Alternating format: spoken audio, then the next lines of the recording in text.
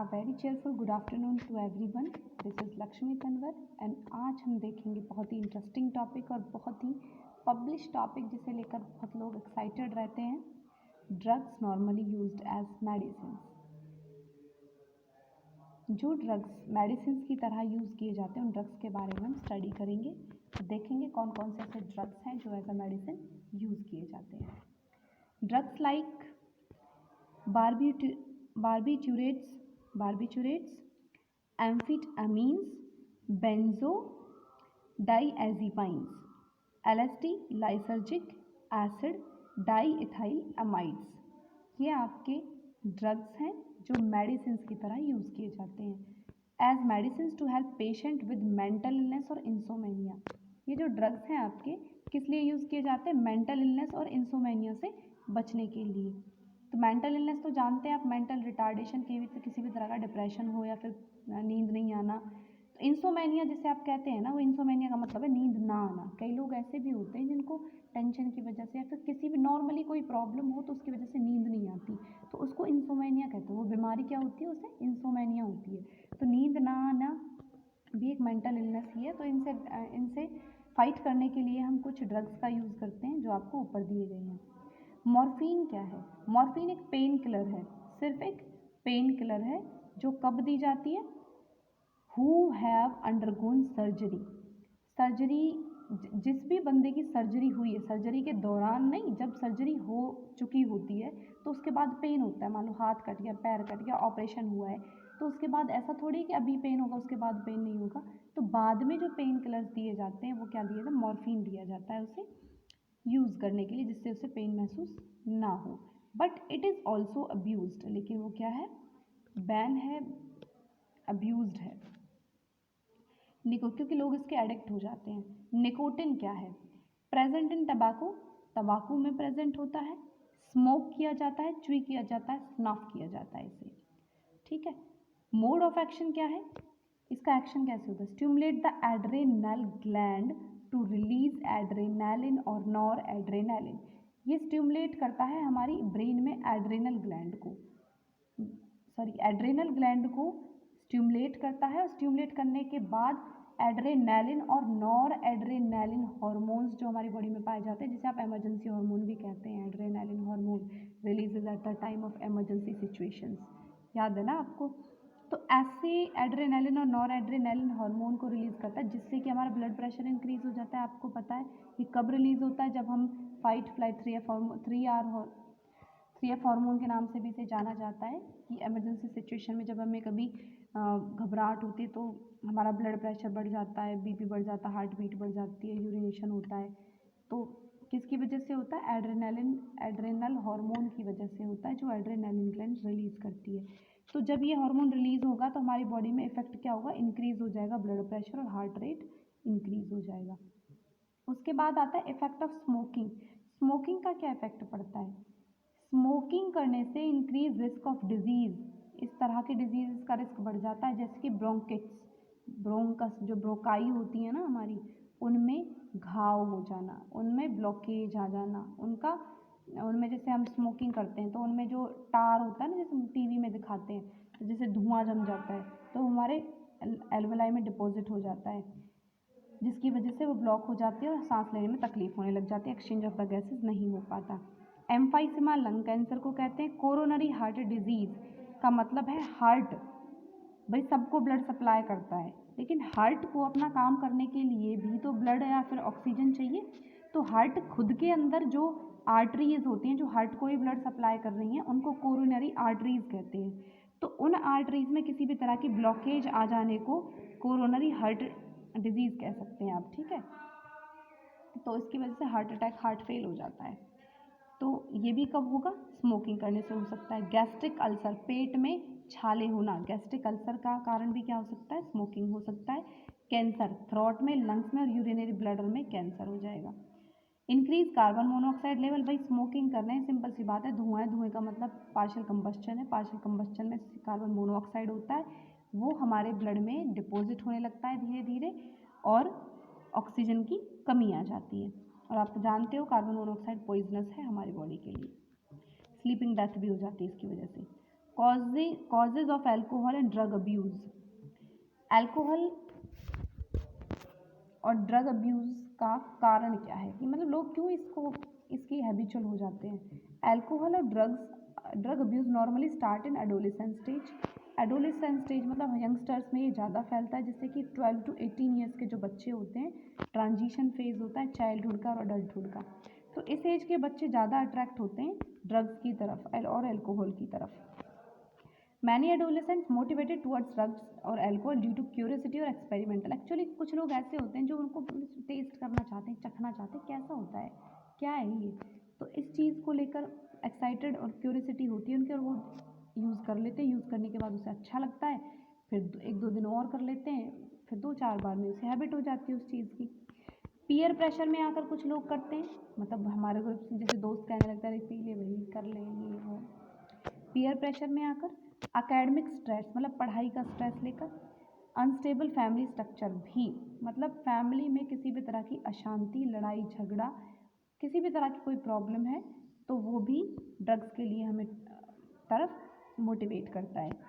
Perception of consuming alcohol drugs being cool, मतलब कई लोग ऐसे भी होते हैं जो मुझे नहीं कहते कि अरे किसी का आइडिया होता है कि शराब पीने वाले कितने कूल लगते हैं, एकदम शौक समझते हैं, एक तरह का एक शौक भी लोगों ने से समझा है प्रोग्रेस का, कि जो प्रोग्रेसिव लोग होते हैं, जो बहुत ऊंचे लोग होते हैं, वही शराब जैसा नशा और ड्रग्स जैसा नशा करते हैं। Use of drugs in television और मूवी। टेलीविज़न मूवी में आप कई बार शराब और ड्रग्स का यूज़ देखते हैं, तो जिससे जो चीज़ें आपको मोटिवेट करती हैं।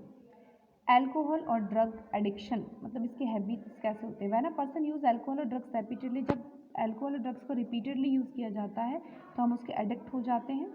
Addiction refer to the physiological attachment to the certain effect such as euphorbia और टेम्पररी। यूफोर्बिया मैंने आपको बताया था, एक्साइटमेंट है, किसी भी चीज़ को बढ़ा देना, मतलब सुख में बहुत ज़्यादा खुशी होना, बहुत ज़्यादा दुख होना, रोना आदमी का। तो जो एडिक्शन क्या होता है कि रेफर टू, एडिक्शन का मतलब है फिजियोलॉजिकल अटैचमेंट हो जाना, और उसका इफेक्ट होता है यूफोर्बिया और temporary feeling of the well being associated with use of the alcohol drugs.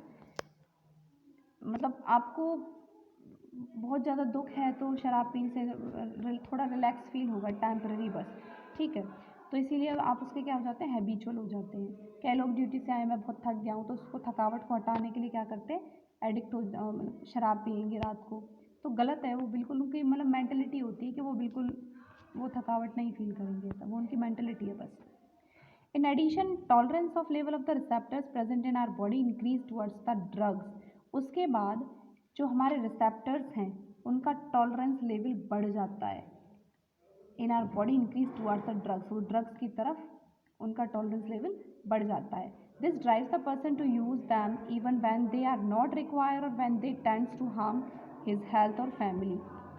Person to use them even, ये जो पर्सन ड्रग्स को या फिर अल्कोहल यूज़ करता है वो सिर्फ खुद को ही नहीं, अपनी हेल्थ को ही नहीं, अपनी फैमिली को भी इफ़ेक्ट करता है। Subsequently the user runs into a vicious circle and addiction and subsequent dependence lead to the manifestation of withdrawal syndrome और डिसकंटिन्यूस ऑफ द यूज़। कई बार ऐसा होता है कि सबसीक्वेंटली हम ऐसा कोशिश करते हैं कि चलो हम शराब को छोड़ देते हैं, तो छोड़ने के भी बहुत सारे ड्रॉबैक्स हो जाते हैं कि आसान नहीं होता उसे छोड़ना। तो उसके बाद भी विड्रॉल सिंड्रोम क्या है, विड्रॉल सिंड्रोम का मतलब है शराब को अगर हम ड्रग्स को छोड़ना चाहते हैं तो क्या क्या आपको प्रॉब्लम झेलनी पड़ सकती है। एंजाइटी जिसे आप चिड़चिड़ापन कहते हैं, एंजाइटी होती है, नोजी आना, स्वेटिंग होना, शैकीनेस मतलब शाइनेस, शेमलेस फील होना, और मतलब मोटिवेशन और कॉन्फिडेंस कम हो जाना। Sometimes may be legal effect of alcohol और ड्रग अब्यूज़, इसके कई बार बहुत बुरे इफ़ेक्ट्स भी पड़ जाते हैं हमारी लाइफ पर। इमीडिएट इफ़ेक्ट क्या है, इमीडिएट में आपने जैसे ड्रग अब्यूज़ किया तो तुरंत आपकी आप कैसे पहचान पाओगे कि आपका नेचर कैसा है। ये सिंड्रोम का, विड्रॉल सिंड्रोम के इमीडिएट इफेक्ट्स हैं वंडलिज्म, violence and reckless behaviour. Reckless behaviour का मतलब क्या है, बेपैंदे का लोटा, आज अभी कुछ कहना, थोड़ी देर बाद कुछ और कहना। वायलेंस, हिंसक हो जाना। वंडलिज्म का मतलब है बहुत ही आपको नहीं पता मुझे ये काम करना चाहिए या नहीं करना चाहिए, अच्छा है या बुरा है। आप सिर्फ सेल्फ सेंटर्ड हो जाएंगे, अपनी फैमिली के बारे में, बच्चों के बारे में ना सोचकर काम करेंगे। तो अब जैसे कि आपके घर में बच्चों की फ़ीस रखी हुई है, वो स्कूल के लिए जानी है, और उस बच्चों की फ़ीस को आप स्कूल में ना देकर अगर वैसे ही वेस्ट कर देते हैं तो उसे वंडलिज्म कहेंगे। ड्रॉप इन एकेडमिक परफॉर्मेंस, आपकी एकेडमिक परफॉर्मेंस, स्कूल की परफॉर्मेंस कम हो जाएगी। पर्सनल हाइजीन में इंटरेस्ट नहीं रहेगा, मतलब आप अपने आप को मेंटेन, बॉडी मेंटेनेंस में आपका कोई भी इंटरेस्ट नहीं रहेगा। रेबिलियस बिहेवियर करेंगे आप। And change in eating behaviour change हो जाएगा, कुछ और खाने, पहले कुछ और खाते थे वो उसमें चेंजिंग आएंगे। स्लीपिंग पैटर्न चेंज हो जाएगा, सोने का टाइम भी बदल जाएगा।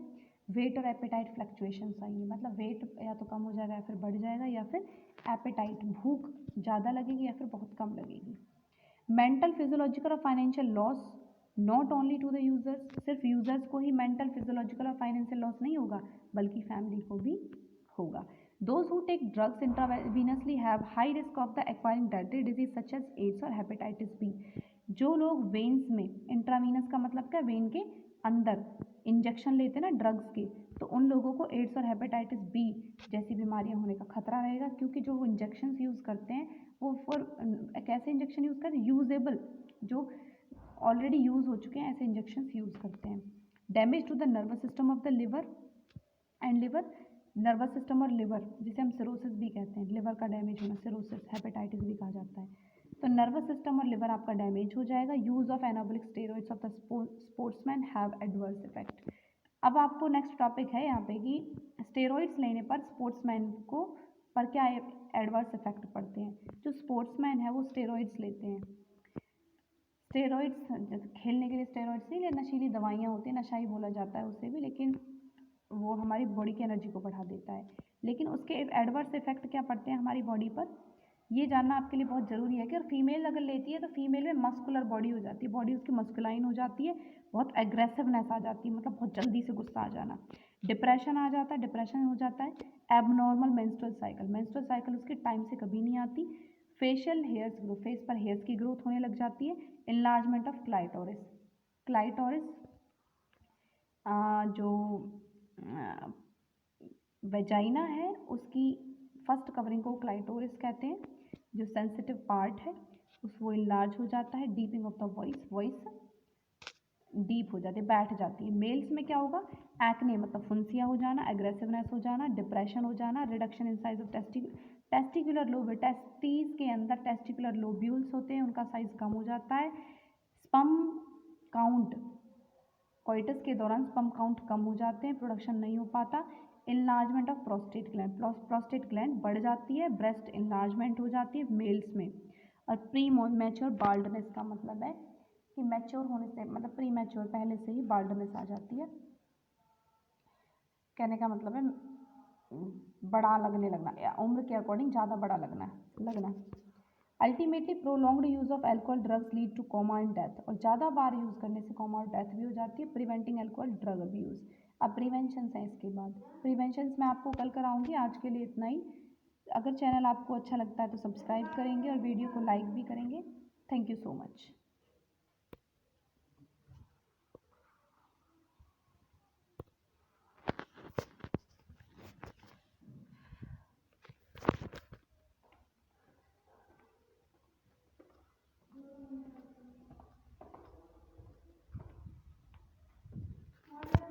चलो भाई, क्या देखा था।